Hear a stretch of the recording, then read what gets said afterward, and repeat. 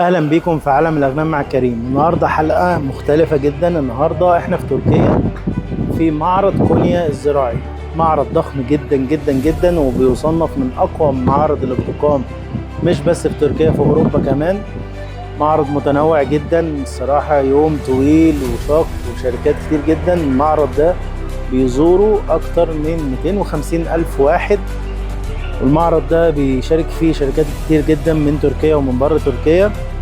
احنا لفينا كتير النهارده وقابلنا ناس، شفنا حاجات جديده جدا ومتطوره، وهنبدا نرسل فيديوهات للتعريف. كونيا خلينا نتكلم عنها شويه. هي مدينه محافظه من محافظات تركيا، محافظه زراعيه، بتعتمد على الزراعه، وتركيا بتعتمد عليها في الزراعه من مقام كبير جدا، وبتخش في انتاج يعني من الدخل القومي بتاع تركيا في الزراعه. بتعتمد في السكر والمحاصيل، وفي هنا كميه ثروه حيوانيه كبيره جدا، مزارع اغنام كبيره، مزارع بقر كتير. محافظه اهلها ودودين الى حد ما كبير جدا. شوارعها بسيطه،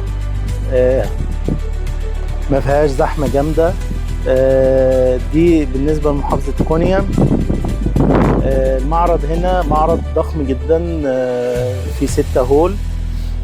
كل هول فيها شركات كتير جدا ومتنوع الصراحة.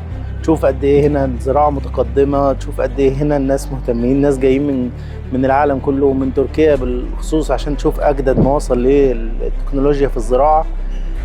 في هنا حاجات كتير جدا من الآلات، من التقنيات الجديدة اللي دخلت على الزراعة.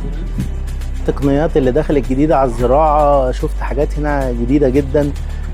وفي حاجات طبعا كانت مستخدمة وبدأوا هنا يدخلوها، يعني مستخدمة في دول أوروبية وفي استراليا وكده، بدأوا هنا يدخلوها ويهتموا بيها، لأن هو ده الاقتصاد اللي انت توفر، الاقتصاد اللي انت تستخدم أحدث الوسائل عشان تقدر توفر في إنتاجك وفي شغلك، وتقدر يعود عليك عائد اقتصادي كبير.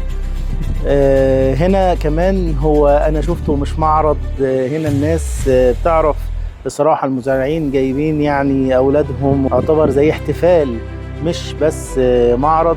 لا، شفت حتى هنا بيوزعوا على الأطفال حاجات تبسطهم، تبقى مبسوطين إن هم جايين مكان زي ده، جايين مع أهليهم يشوفوا إيه المنتجات والشركات وإيه الحاجات اللي ممكن تساعدهم للتقدم أكتر.